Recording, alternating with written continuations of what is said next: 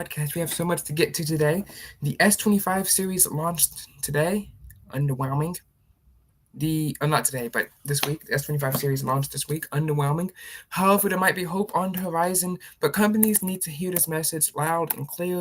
And it starts with Samsung, and it's probably ended with Samsung as well. And the S25 series, unfortunately, is disgraceful. I mean, it's terrible. Also, we have a new artificial intelligence sponsor. Hope you guys can see this on the screen. VidNaz. VidNaz is our artificial intelligence affiliate partner. So make sure you guys check them out and click the link in the channel's description and at the top of the website. This is VidNaz AI. If you click this link, you'll get 45% off the best AI video generator. We even did some trial runs with Ava Harper.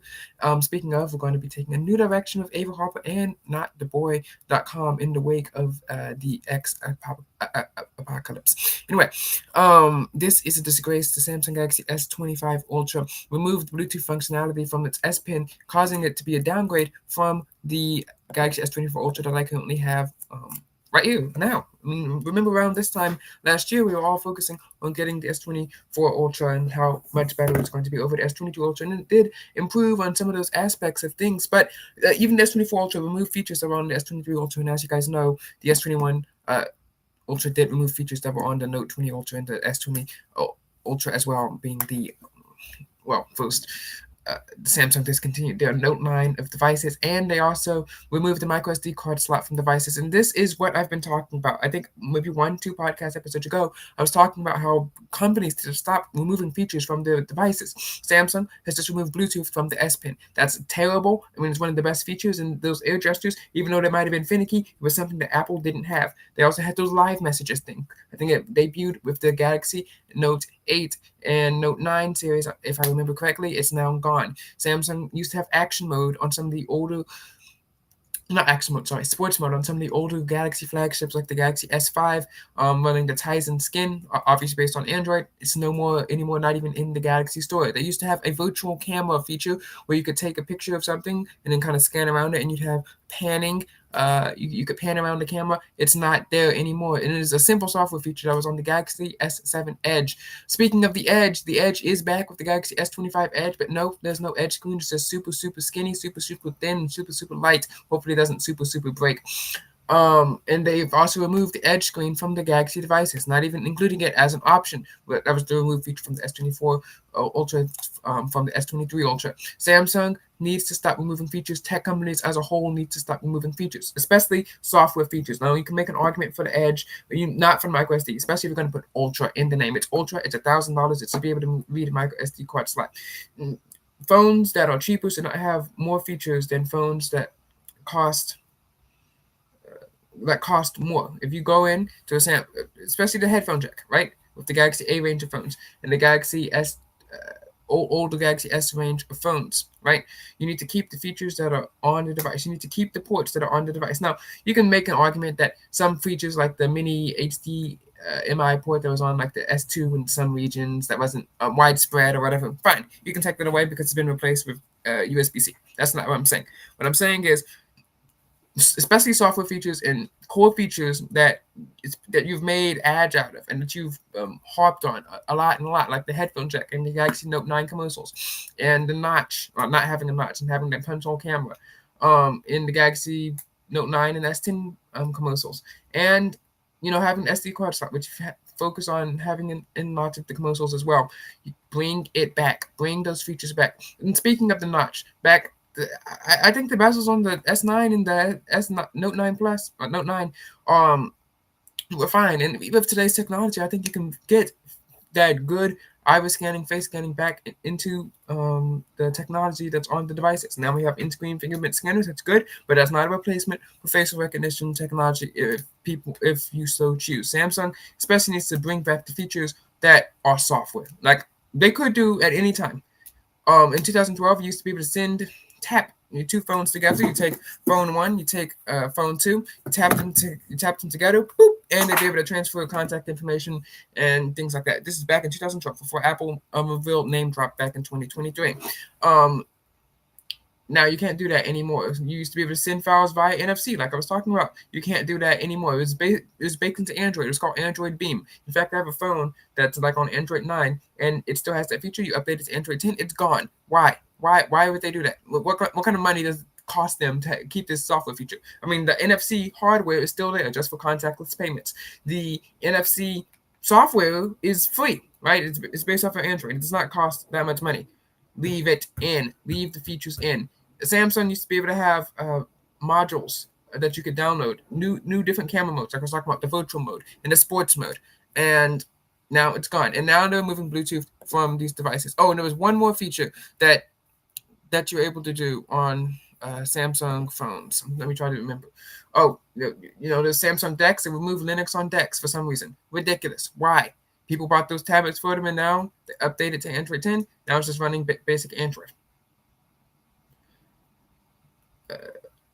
When you add a feature to a device, keep it, especially if it's a software feature. So I want to see a return of the camera features App Store. I want to see a return of obviously Bluetooth on the S Pen. I want to see a return of some of these hardware features like micro SD card slot, headphone jack, iris scanning.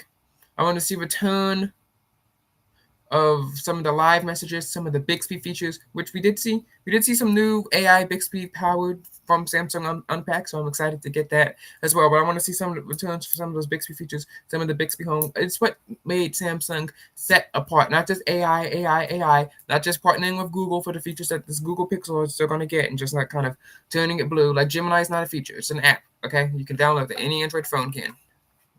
And Gemini is kind of slow anyway.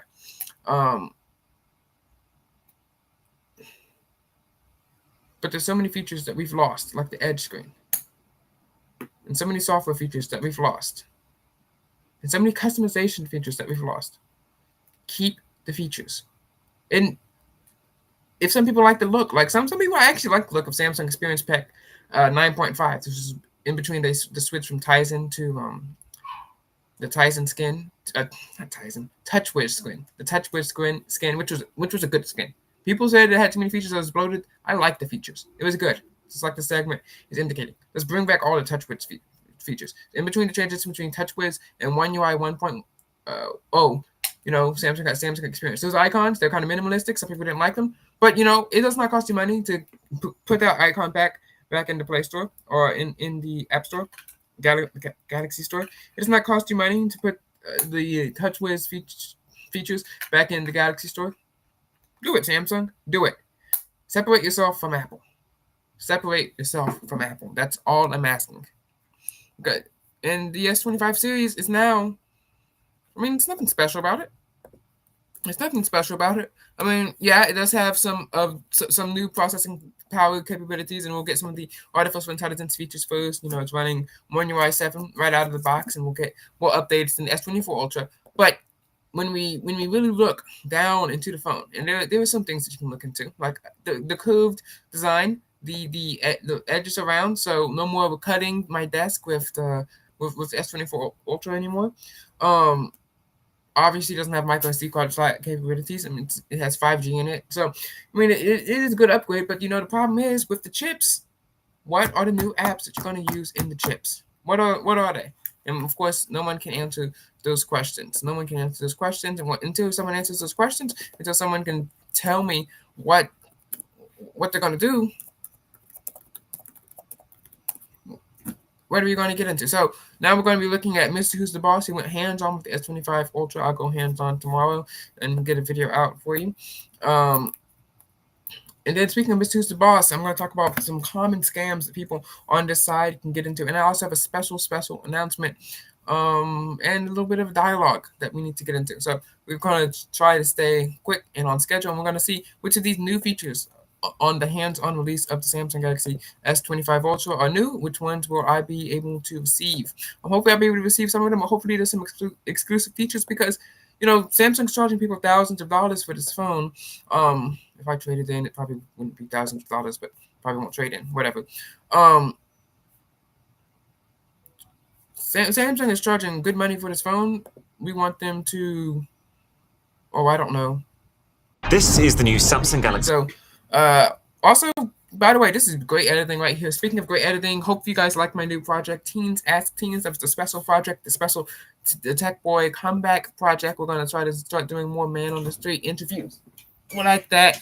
And get down. They're gonna be more man on the street interviews like that, and hopefully we can do more things of the same. Let me.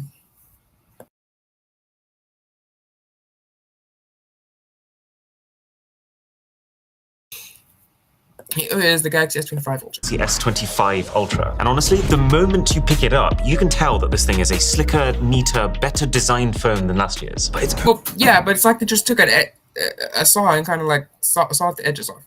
Speaking of cell phones and slicker, neater cell phones, of course, I was right once again. Once again, I was right. On December 12th, 2024, I posted about an impeding, looming TikTok ban that iPhones with the TikTok application pre-installed would start selling for thousands of dollars. And yesterday, Sarah Fields posted a picture of an iPhone 12 Pro, 4-year-old phone that was selling for $10,000 on Facebook Marketplace, and not to be ran an article about how used iPhones with TikTok pre-installed were going for thousands of dollars on eBay. So once again, I was right. I should have bought an iPhone, should have created a TikTok account. But nonetheless, this just goes to show how Android's just better, but the EU should not force iOS to have a level playing field. If iOS wants to lock down their systems, or iOS wants to block applications, heck, if iOS wants to delete the App Store and only have the first-party apps that they have on the iPhone to work, that's their prerogative. That's their option. It's not like there's another option. We have thousands of other Android options, so the EU should stay out of Apple's business. Anyway, good grief. Anyway, the iPhones as well was selling for thousands of dollars. Won't work for Android because anyone can just download it off the internet and then run the APK. Speaking of Epic Games, they banned Fortnite from the Galaxy Store because they were mad that Samsung loaded their phones basically in secure mode that prevents third-party app stores and applications from running unless they disable it. It's really easy to disable, and it's really sad about these activist companies that start whining about privacy, blah, blah, blah. We want to have these rights for customers, etc. And they're just mad that they couldn't get the application in the app store. I mean, these ridiculous rights and things of that nature. Just end it all, okay? Just stop being annoying. Like you're a tech company, not some political lobbyist.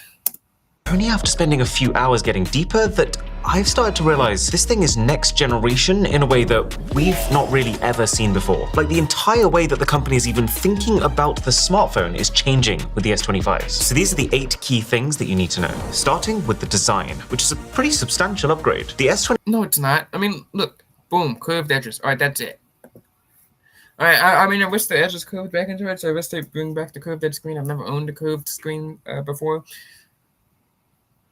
25 Ultra is 15 grams lighter than the S24 Ultra. It's enough. That's nice. Doesn't really matter to me because I have my 10,000 mAh battery case.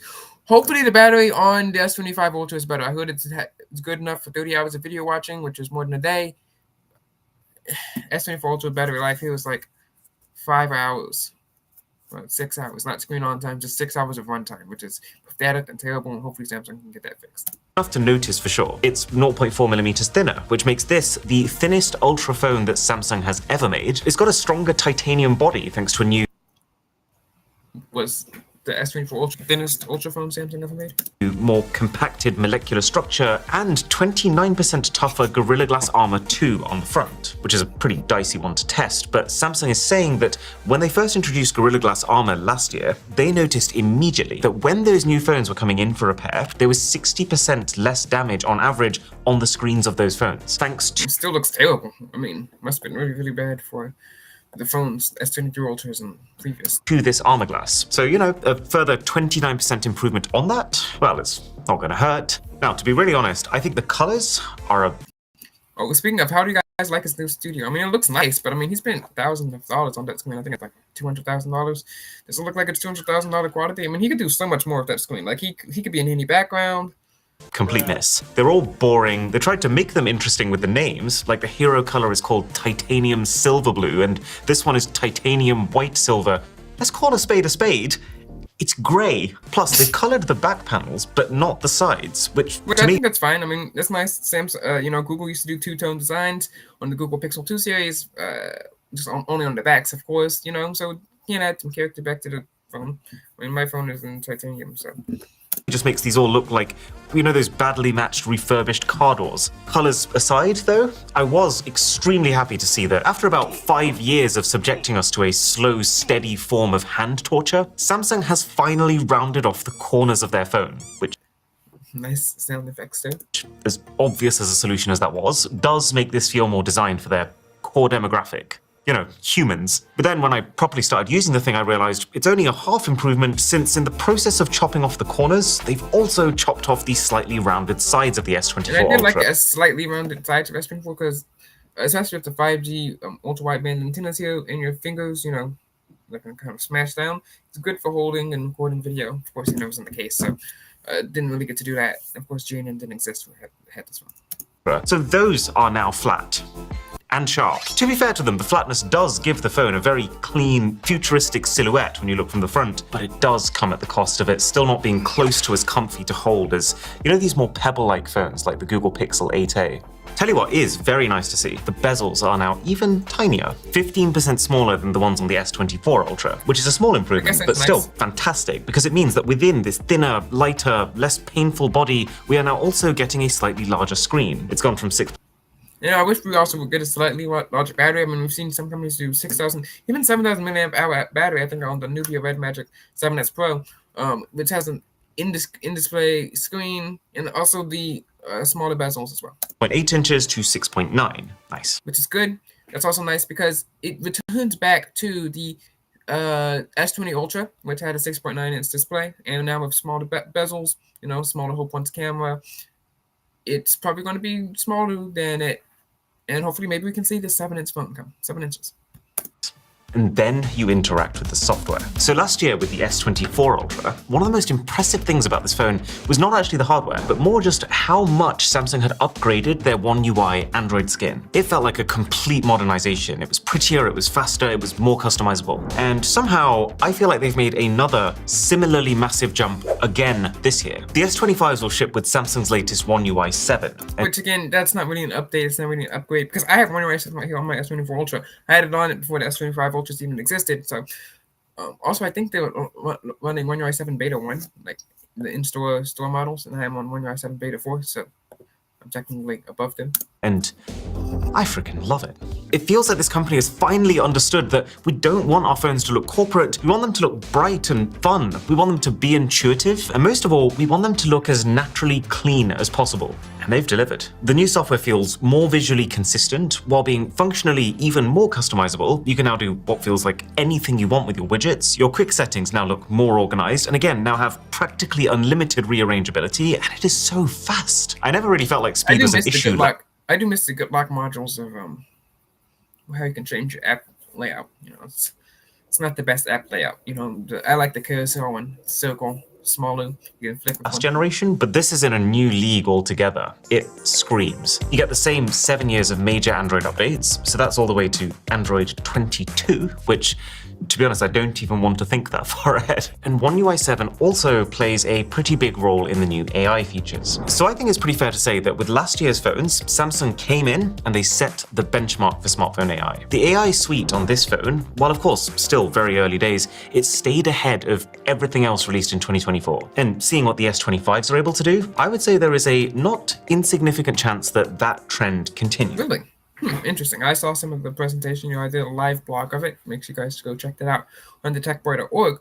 But I didn't really see that many interesting AI features, except for how you could combine all the images. I don't think it's all great, but there is so much interesting AI stuff here that we can actually split what you're getting on the S25s into 3 subcategories. So the first is something called cross-app action, which is exactly what it sounds like. It means that you can now hold down your power button and give your phone a command that spans 2 different apps. So for example, when's the next Rick Astley concert? Add it to my calendar. And it will perform the search online. I mean, that's nice. find the details you're looking for, it'll strip out just the info you need and paste that info in an intelligent way into your calendar. Now, the impression I get is that this is a Google feature that will come to other Android phones too. But yeah, makes sense. And also, it's going to get software updated to S24, probably S23. Who even knows the S22 series might even get it? Which means it's not that much of an upgrade unless you really need this feature like a month, which... What Samsung has done is worked with Google to make sure that Samsung's native applications, like Samsung Notes, can also be controlled by this. Now, I do think this feature is going to need work. I think it's a few years off being where it wants to be. Like, just for example, if you look closer here, you'll realize it's actually added a concert date to my calendar that is in the past. And even though this isn't final software and it will get better at launch, these are exactly the kinds of issues that you would expect to happen when you let your apps communicate with each other unsupervised. That said, once this does get to a stage where you could completely rely on it... I'm going to invent a supervision layer. Does this not immediately feel like the next obvious era of the smartphone? This kind of intelligent life companion is exactly what these companies have been blabbering on about for over a decade. I mean, Life Companion was literally the tagline of the Galaxy S4, but now... I mean, look at the features that are even missing on today's phones, even from the S4. You had a night vision mode, I played with that. There was a notification LED, that's gone, which they could emulate in software, but no. But I actually edge lighting places that, so I guess that's fine. They used to have dual front-facing cameras on the S10. Just so sad. Now is the first time where it might actually make sense. I guess sometimes the 16th marriage is the one. Wait, what? So the second part of this AI equation are what I would call the iterative upgrades. So these are things that Samsung phones could already do that are now just better. So with the S24s, there was a Smart Select feature that let you tap on a part of your screen and the phone would... that they fixed Smart Select. I wrote an article about that. I mean, it was terrible. Like, you try to select some text to take a screenshot, it keeps trying to select. It's also really, really slow. I mean, this phone has 12 gigabytes of RAM for crying out loud. It has the fastest, mobile chip in the world. Just be able to highlight the thing of interest without all the rest of the fluff around it. Kind of like an intelligent screenshot. Well, now you have AI Select, which doesn't even need you to tap on the screen, and it can also instant convert whatever you're looking at, ready to send it to someone else. Like, you can tap Drawing Assist, and I think this is super impressive. You can reimagine that image in a different style without even needing to mess around with downloading it first, or even turn the video that's playing on your screen into a GIF for easier shareability. You can now generate custom one-of-a-kind stickers for when... That's good, keeping up with Apple. You text people. Everyone's favorite assistant, Bixby, now understands more natural language. I wouldn't call it a major leap forward, but it does build on this idea that your phone is becoming this assistant that you can just talk to in a very human way and assume That's that it good. will... I'm glad that they keep developing Bixby. I don't want them to get rid of it. Understand what you want. Circle to Search was another thing that came last year. Well, that can now also be used to pick up the background music in a video that you're watching on your phone. It's not dissimilar from what you can already do with apps like Shazam, but it's nice to have it in one place. When you're calling someone, you can now record that call. You can get a full transcription of that call in this... Still on my phone, again.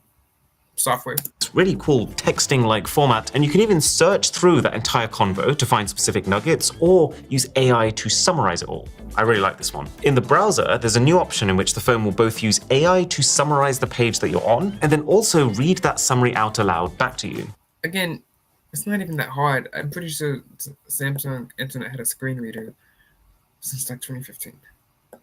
Only thing is, Samsung really needs to improve their AI speech engine. Like, if you compare how natural ChatGPT's voice communication is compared to Samsung's, it's like a world apart. And then finally, for photos, the generative editor is now a little bit faster and quite a lot better at both removing distractions, but also, just as importantly, filling in the remaining void in a way that you can't even tell that they were there in the first place. And then Samsung's got this feature called Drawing Assist, where you make images. And this has now also been upgraded to allow you to use any combination of photos you've already taken, drawings with your stylus, and words to form your final output. And there is now this feature all the time.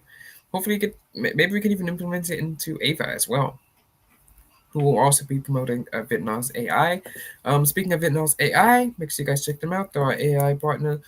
So if you guys want good AI, check them out, and we're gonna get paid. So it's gonna be put into the chat below.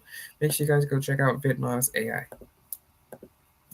Now, so much happening here that no one person is going to use all of these AI features. You might literally use one, but Well, I'm at least happy to see that it doesn't feel like the priority is on just adding a ton of gimmicks. For almost all of the stuff, I can see why someone might find it useful. And then the third AI pillar is that the AI on the S25s is finally personalized. And this is going to need a lot of detailed testing. You know, I'd like it to be a lot more offline as well. But it feels like a pretty big step change. This is the first time that your phone is essentially able to read anything that's happening in your emails, your reminders, your browsing history if you want it to, and it's able to use that information to more accurately serve you. So for example, the phone might have ended up seeing in one of your emails that you have an unused coupon that's coming up for expiry soon, and it can then send you a notification for that. Or even, it could go as far as to know that you need to go to the airport for a flight, and it can tell you that you should leave now because it knows how far that you are from the airport that you need to go to, and that there's been a sudden surge in traffic. The other way that this will present itself is within the Now bar, which is this new thing that you get on your lock screen. It will show you your currently ongoing activities, but also over time, summaries of things like sports games that it knows that you'll be interested in based on things that you have Google searched for. So whether or not the execution is there, we need to find that out. Do you see what I mean about the level of thinking? It's good.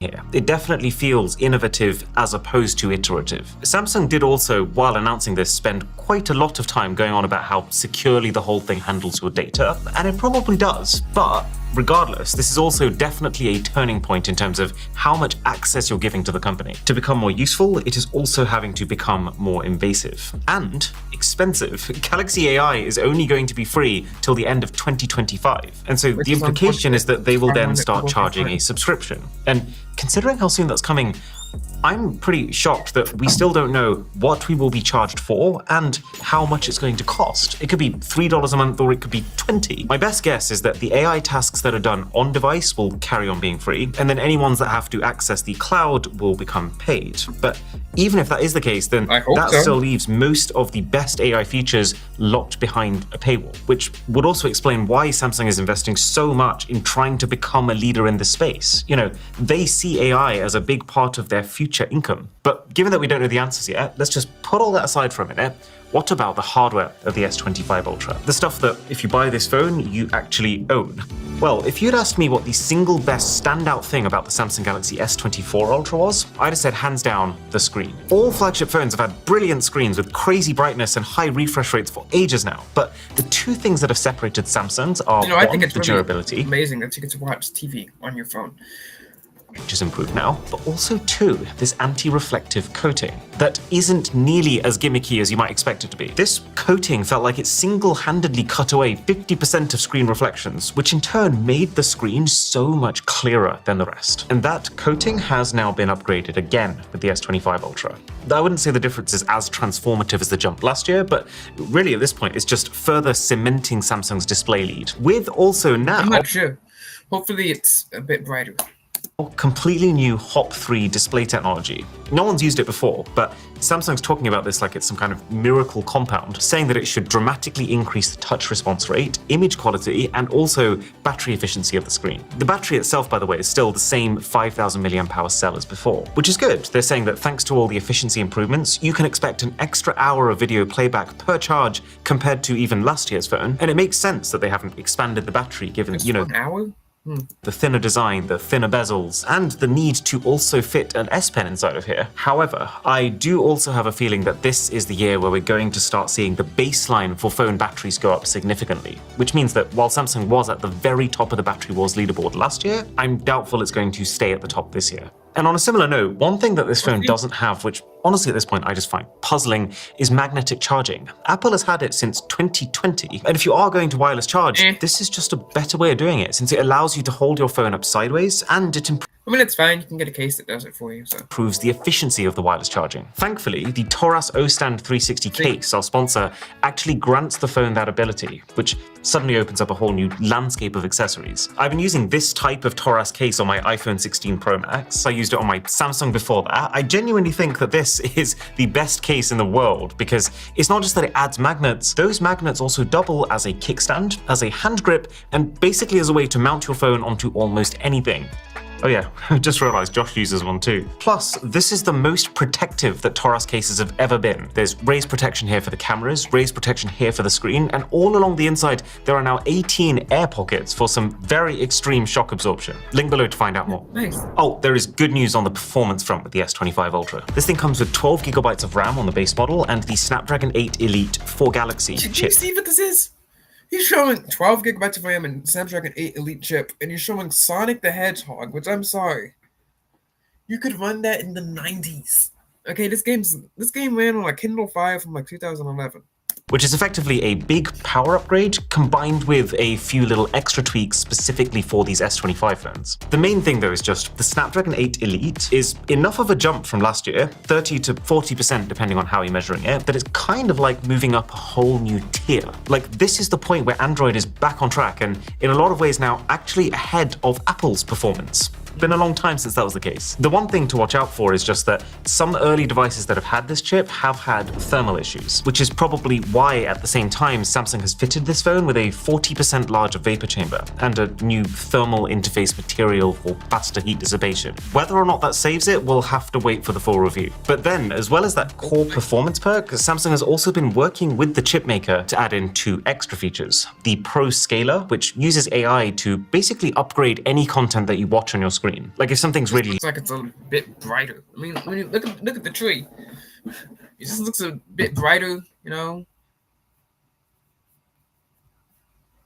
Maybe a bit enhanced, but that's it. Low resolution, your chip will apparently notice and figure out how to upscale it without you even needing to think about it. It's similar tech to what Samsung's 8K TVs use, although I would be lying if I said I could actually notice the difference in person. But then, also, the camera. The chip is also supposedly tuned to specifically improve the low light performance in Samsung's phone, which, big if true, but I will only believe it when I see it. Speaking of which though, good to see that Samsung hasn't completely forgotten about cameras amidst all the AI hoo-ha. So, the most obvious change is the 12 megapixel ultra-wide has finally become a 50 megapixel ultra. That's gonna be great. That's gonna be great. You know, it's gonna have more features.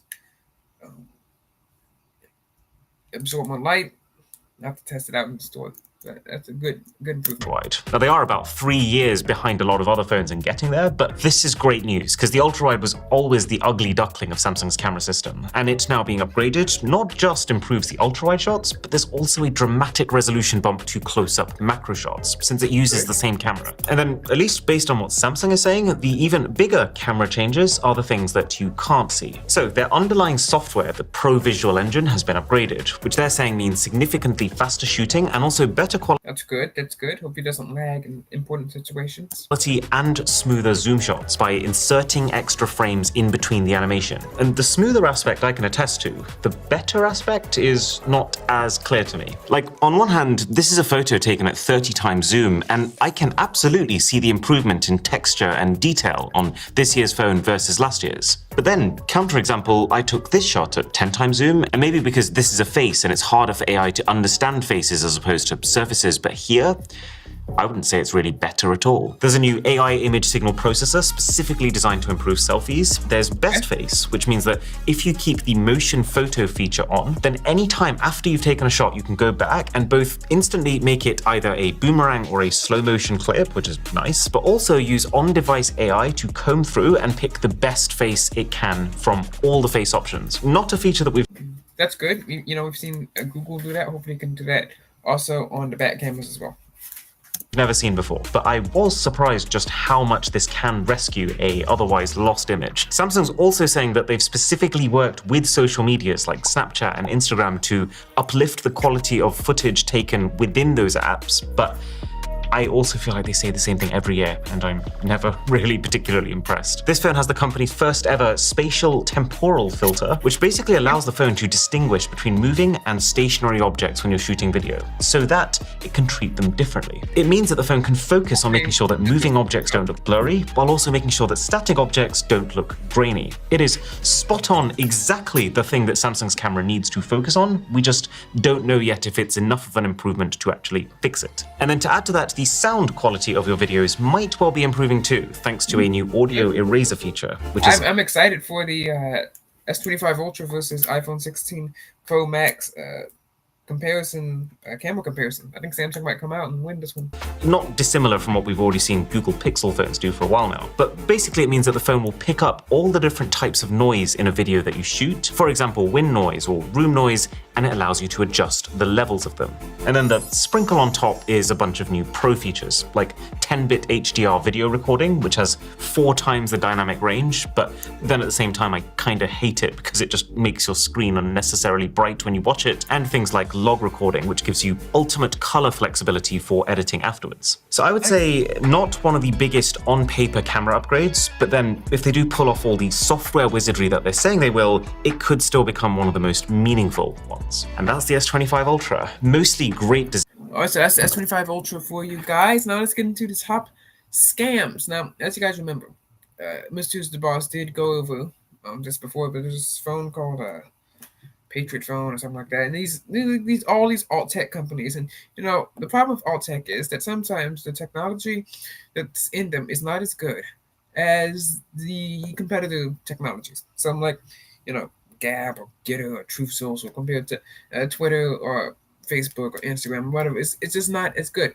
So there are these phones out there that can have uh, I think it was called like the Patriot phone, something like that. Right? It was based off of a Android based Chinese phone that you can get. Not like one of those, not like as bad as a Wish.com phone, but it was like a mass produced phone that cost like $160 in real life. They were selling it for $500, saying it had some type of special secure communications application. It was just an APK that they installed on the phone, pre-installed, and they were charging people about 2.5 times more than the regular price. Completely unacceptable. All right, so that's one scam there. So if you are seeing an alt tech company or an alt tech phone, make sure you guys go check it out and make sure what is that is legitimate. Go look at the specs, right? It's be really easy to tell if it's actually worth $500 or if it's worth $160, and they're just scamming you based on import prices from China. Now, another scam that's also going around here, and it's those stupid bracelets and stickers and like wall pieces, and we've gone over this multiple times before. But okay, let's make this extremely simple for you, right? One, your cell phone radiation is not affecting your brain or your ears or your eyes or whatever. Okay, that's number one. Number two, let's say hypothetically, for the sake of argument, that it is. Putting a sticker on the back of it would not work because if the stickers do what they claim to do, that blacks out so-called bad radiation, this radiation that's less powerful than the radiation that comes from the sun. But I digress. Then your phone wouldn't work because it wouldn't be able to get any signals. Those stickers are scams, and they have got to be the greatest scam of all time. Okay, so like you know those like the stuffed animals that they were selling and the little amulets and necklaces and stuff like that. Sure, they can sell those for $200, but you know you actually have to manufacture those. You know, they're made out of metal or something like that. Those stickers, you can get probably a pack of 100 stickers from the dollar store for $1.08 here in Texas, right? So that's to say $1, which means each sticker, right, it would be $1, $1 divided by 100. Each sticker would be about a penny. Would be about a penny. So imagine you sell a 6-pack of these EMF stickers for $50. That's what they actually sell them for. EMF blocking stickers. EMF. And people over here on the side, Airtech is selling them for $90. $90. You know, here's a carbon EMF harmonizer 3-pack sticker from Life Harmony Energizer. Wow. They have generic ones on Amazon for $12. Wow, what a deal! $40 up here. Anyway, and the people over here in like this alt tech space can sometimes be so gullible and believing of ridiculous conspiracy theories. I hate conspiracy theories, but because they lead to stuff like this, like oh my goodness, there's radiation coming out of it, and then anyway, I mean, let's break down the scam. Let's say you have this $90, 30% off right away. Wow. So, you can get a sticker from the dollar store, 100-pack for $1, right? You can get these stickers for $240. Here, let's just do these stickers here because it comes in a 3-pack, right? That makes each sticker worth. Let's do 240 divided by 3. It makes each sticker worth $80. $80 for one sticker. You can get a 100-pack of stickers from the dollar store for $1, which means the sticker there is worth $1 1 cent. So let's divide that by 0.001. These people are upselling you a literal sticker, right, with the logo and some words on it, or whatever, right? Because they can mass produce and they can produce this for like a penny, for 80,000%. I mean, this is gonna be the greatest scam of all time. You get these people, right, who have this kind of tiny, tiny kernel of truth. Not even that much of a kernel of truth. It's debated, right? You get people who believe this. You get them all to come together, and they get deluded into believing that it's hurting them. And then you put the sticker on the back of the phone. They fall for like some type of fake study, and you charge them 80,000% for a sticker. I mean, I could go into the sticker business right now. I can buy a sticker. I can stamp my logo on it. Boom. Maybe sell them for $5 and say it's gonna block radiation rays. And I mean, you can prove it doesn't work, and you can easily prove those stickers don't work. But these companies are still in business. I mean, they paid for Google Ads $40 here, $59 for one sticker. Here's one here. One sticker for $59. Like, do people actually think that this thing works? I'm sorry, but my computer here has an Intel Evo i7 sticker. That's right there. Do you guys actually think that this works?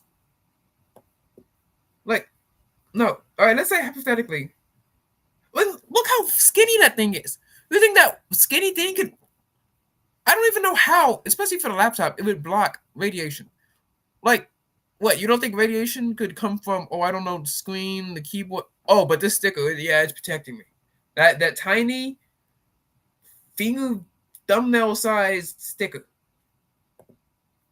Here it is on the back of a phone. Look, how is this not even shut down? And let's look at the quote key benefits.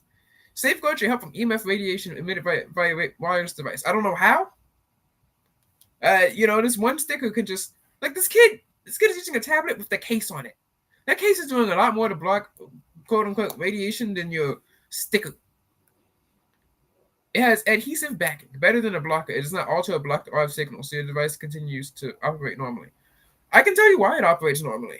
Because you put a sticker on your device. Putting a sticker on something most likely means it's still going to work. And you get these fake people here reviews.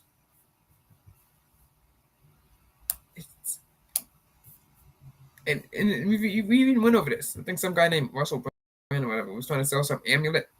Right, the amulet's website, they said they had some studies. Those studies were based on Shopify, and those are the only data that they were basing it off of.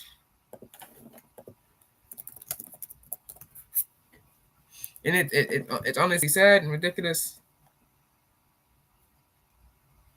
and pathetic. So, guys, don't buy those stickers. Another common, it's not really a scam, but thing that I probably wouldn't get into is crypto. I'm not going to be launching a coin anytime soon. Like, there's this fine line between scam and not scam, bumping up and all that. Like, what are you basing this off of? Also, Tuttle Twins, would you shut up? When a country goes to war, something like, well, you guys are obsessed with Bitcoin for some reason. Tuttle Twins. Like, you literally created a coin of some dancing Bitcoin and had a whole song about how good it is. Okay. Sure. Anyway, speaking of alt tech and social media and things of that nature, most Reddit communities, because they're stupid, have banned X links, which, like, that's all that's on Reddit. Like, we go to front page Reddit, it's like people just reposting X links. What's going to be there anymore? Literally nothing, and Reddit's going to die. A sad, slow, painful death, and that's going to be unfortunate because Reddit, it's the cesspool of internet, but it did contain good information. Anyway, as the tech boy always likes to, as we always say, don't let a good controversy go to waste. Controversy drives clicks. Our new social site, nottheboy.com, as you guys know, which was intended to compete with notthebee.com, is now switching away from the Christian EdTech social media landscape here. Hope you guys can see this on the screen, but not the boy. Right now, it's free. We are going to be unveiling our new Reddit. Obviously, it allows X links because, my goodness, obviously it allows links So we're going to have our own little groups and subreddits here. They're going to be called groups. We might even change this to be read, but of course we have our SSALTW group.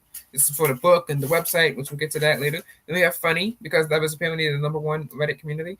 And then we're also going to have sports here. So we can talk about sports. Got the AFC Championship game coming up. The Rockets play tonight in Cleveland. Hopefully the Rockets win. So, and also hopefully the Chiefs beat the Bills. Like Texans lost to the Chiefs unfortunately. So hopefully the Texans didn't lose in vain, and the Chiefs can three-peat and win their Super Bowl. Anyway, we'll discuss it all on nottheboy.com. It's free. You can access that at social.thetechboy.org. Also, if you want to access any of the Tech Boy of his media properties, it's media.thetechboy. No, sorry. Site.thetechboy.org. Site.thetechboy.org. You guys make sure you check that out. So this is our Reddit alternative. We're unveiling it here called Not the Boy. We're getting more people on here. We've seen extreme amounts of growth come to here and to the site as well. So we're going to be getting into more of these things as well. We have more projects coming out as well. So, Teens Ask Teens. Hopefully we can continue that project. Our Reddit alternative, Not the Boy. Of course, we're going to be continuing that as well. It'll only cost me $50 off a discount. When more people come in, it's going to cost more money, but hopefully, we can get some more ad revenue and some ad traffic to drive traffic to the site. All right. Speaking of X, X has this really, really weird thing of like, it's not YouTube, right? YouTube is the video hosting site, but for some reason, like you have all these people, especially verified accounts and accounts that kind of push almost said the name accidentally, kind of push gambling applications like I guess I can say it. It's not like anyone's listening to a stake, whatever, and they'll show some like viral video. And for some reason, especially this is the problem with like lots of websites like Twitching, which honestly that is the greatest business model of all time, especially Twitching. Think about Twitching. Twitching gets like millions and millions of views every day. They hire thousands, I don't know thousands, but like lots and lots of writers who can come in. Of course, they can work remotely. They find posts on X that they didn't write. They find them, they embed them. Then they go embed other people's replies on them, and then they'll go, have like maybe 2-3 sentences of commentary, and they put some ads up on the site, and they actually make money. Greatest business idea of all time. Also, as you know, not to beat us that sometimes. Red State, who also works with Twitchy, also does that sometimes. Also, some other websites like I think Bleacher Report, etc., does that for sports. The NFL likes to take clips and post them over there. So for some reason, it's became the platform for short form, horizontal video. Not too much vertical. That would be TikTok, RIP. And I really find it to be really interesting for like all these stupid. I don't even know where they come from. Stupid viral videos. Like from Internet Hall of Fame. That'd be good. That's a good account here. They just find these videos, and sometimes they're just embedded TikToks or Instagrams. I'm like, what? First of all, A, who was filming this? B, where are these videos even coming from? And C, how do they even make it here? And they're actually making money off this. And when you even go and see on these threads, which it's not normal engagement. It's not like, oh wow, that's an interesting video. Wow, that's neat. And some of the videos are super stupid. We're gonna show you one of them here. You can see some of these videos here. Oh yeah, there's Beast Games. Clips that they don't even own, like Beast Games. Like they don't own Beast Games. Side tangent. I'm so glad that 972 or that annoying woman got out. Like, stop whining about racism, and stop saying that God is on your side. No, shut up. Okay, you're annoying. Go sit down. Go sit down. Go home, please. Stop your yapping.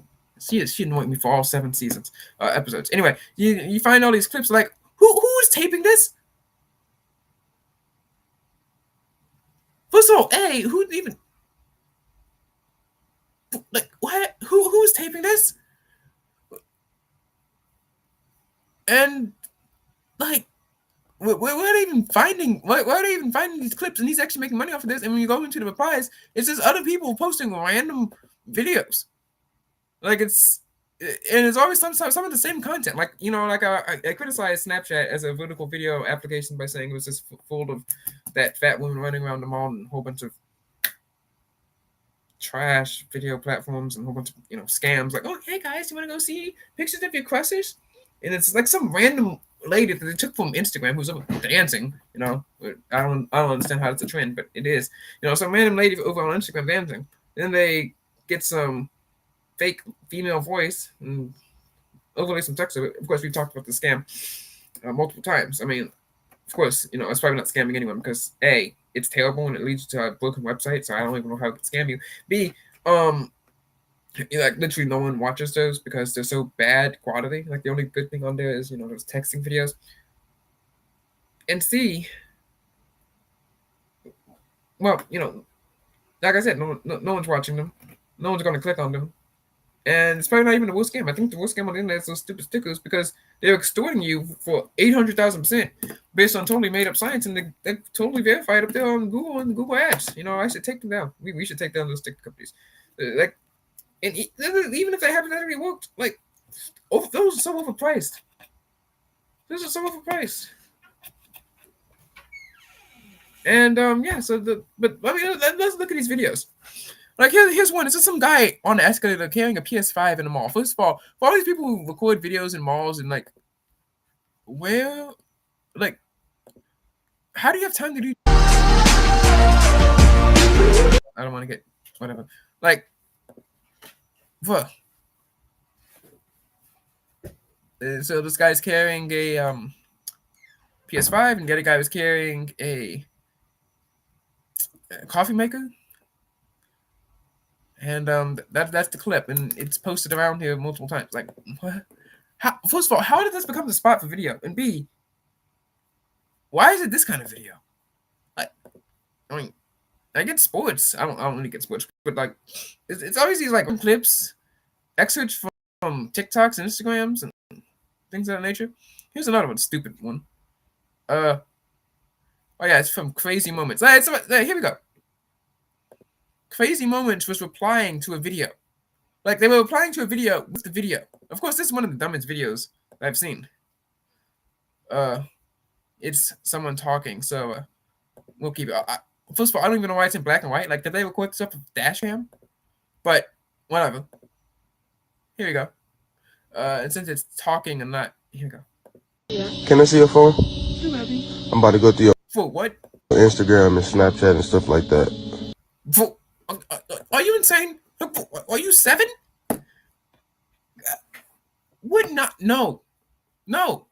Look, hey, can I? Like, we've talked about this problem before, I believe. Like, this one lady was wondering on campaigning, and she was like, "Can I see your Instagram?" And she was actually signing them up for campaign emails. Boom. But if you want the password, like, I didn't come up with the good password for nothing. I didn't just come up to like hand it out. I didn't sit there thinking about it. Generating it in that app I told you guys about. Go check out his password generator. I might put the link down below. I didn't come up with a good password for nothing. Like, you got that work. I'm just going, oh, yeah, no. See, this is why I have a secure folder. Insane. In-freaking insane. Oh, that's fine. I don't care. You can go through everything you want. You got my password. Which, that's even worse. Like, imagine. Like, I'm glad this is in high school. I hope this is in high school. Which, I mean, like I said, high school dating is like the meme coin of the internet, of the real life. Like, meme coins. The fake coins that aren't based on anything. Like, I don't even understand what Bitcoin is based off of, but whatever. Anyway, the fake coins that are based off of everything, based off of hype. Like I said, teen dating is the meme coin of real life. So meme coins, these fake coins, whatever, based off of some popular celebrity or something.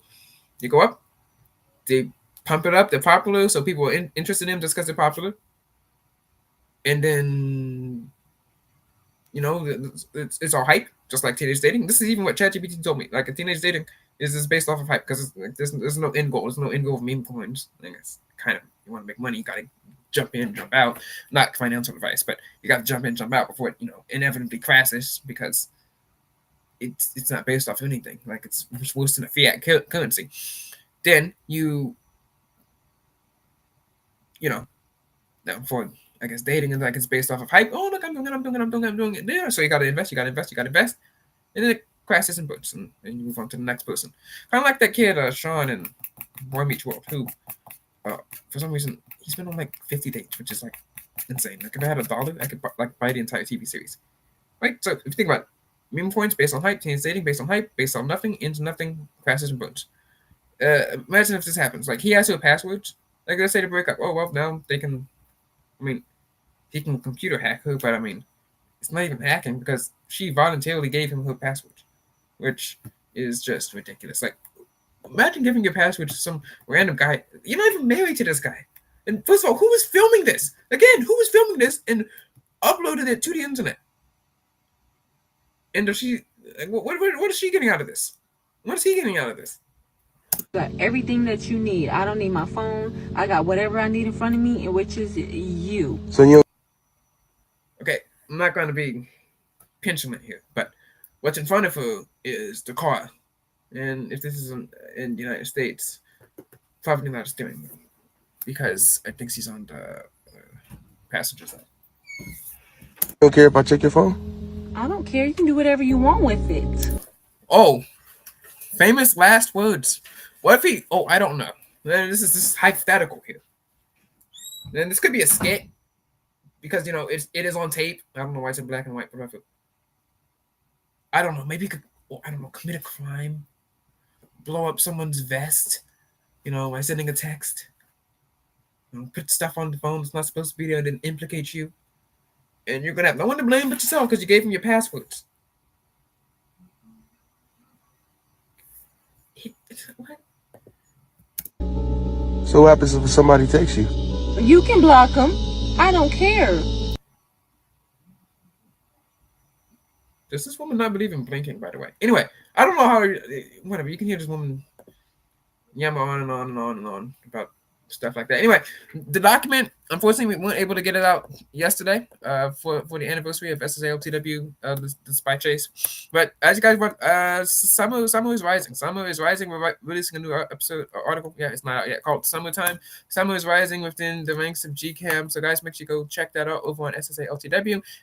It is also going to be linked on site at TheTechBoy.org. So make sure you guys check that out. This is the Great Chase. Oh, one more thing before we leave. I was watching this movie, and this kid was getting out of her Mercedes. I don't know why she had a Mercedes, but whatever. And all the kids kind of looked at her. They're like, "Wow!" And they kind of all waved.